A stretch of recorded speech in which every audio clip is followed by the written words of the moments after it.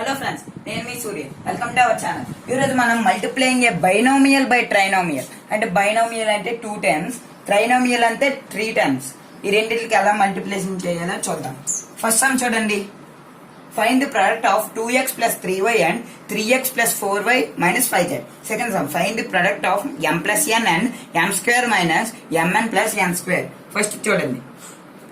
2x plus 3y and 3x plus 4y minus 5z. చూసారు కదా. First multiplication state లో రాయండి. Into 3y plus 4y minus 5z. Okay, ఇప్పుడు 2x తో ఈ అంత టర్మ్ ఈ ట్రైనోమియల్ అంతటికి మల్టిప్లికేషన్ చేసి తర్వాత 3y తో ఈ ట్రైనోమియల్ కి మల్టిప్లికేషన్ చేయాలి. ఫస్ట్ చూడండి. 2x into 3x plus 4y minus 5z, ఇక్కడ plus 3y into 3x plus 4y minus 5z. Okay, చూసారు కదా. ఇప్పుడు 2 3 6, x into X X square plus అంటే ఇక్కడ ప్లస్ ఇక్కడ ప్లస్ కదా, plus into plus plus 2 4 8 xy. ఇక్కడ ప్లస్ ఇంటూ మైనస్ మైనస్ అవుతుంది. 2 5 10 xz plus 3 3 9 xy plus into plus plus 3 4 12 y square y into y square కదా. ఇక్కడ చూడండి plus into minus minus 3 5 15 y into z yz. చూసారు కదా. ఇప్పుడు like terms ఏ ఉన్నాయి చూడండి.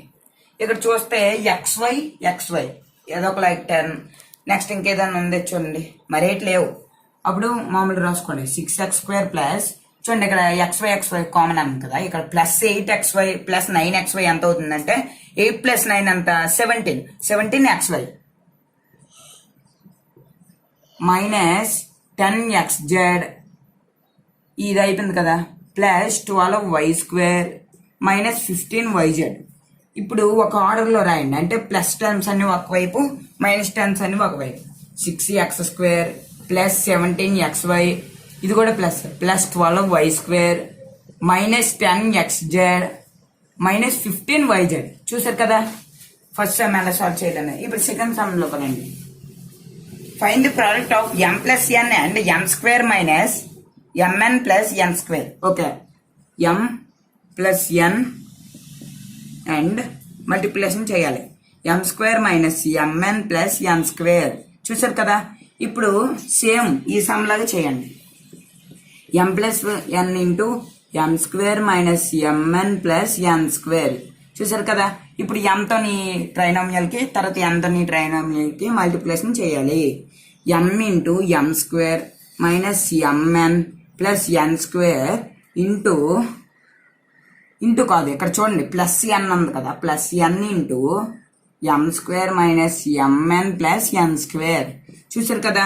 ఇప్పుడు m ఇంటూ m స్క్వేర్ ఎంత, m క్యూబ్ అవుతుంది.